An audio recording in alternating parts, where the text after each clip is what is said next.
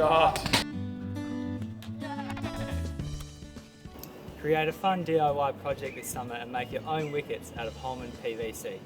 To make the base, you'll need 5 25mm PVC plain tees, 8 25mm PVC pipe in 6cm lengths, and 4 25mm end caps. For the wickets, you'll need 3 25mm PVC pipe cut to 80cm lengths for the stumps, and 2 15mm PVC pipe cut to 10cm lengths for the bails. Starting with the base, cut 8 pieces of 25mm PVC pipe into 6cm lengths. We recommend using a pipe cutter or saw to cut the PVC pipe. Using 4 pieces of the cut PVC pipe, connect a piece of the pipe to the end of a 25mm tee. Repeat this process until you have all 3 tees in a straight line with 4 pieces of 6cm pipe length to connect them. Make sure the tees are facing upwards, as this will be where the stumps go later.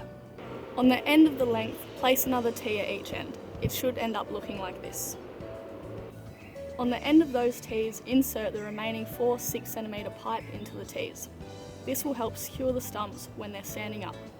Finish it off with some end caps so there are no rough edges of pipe poking out. To make the wickets, cut 80cm of the 25mm PVC pipe. Take the base and start inserting the 80cm PVC pipes into the first set of the tees so that they are sticking out on top. It's all coming together now. Using the 15mm PVC pipe, cut 2 10cm pieces for the bails. We filled out the grooves on the end of the stumps for the bails to sit. Now you're all set and ready to go.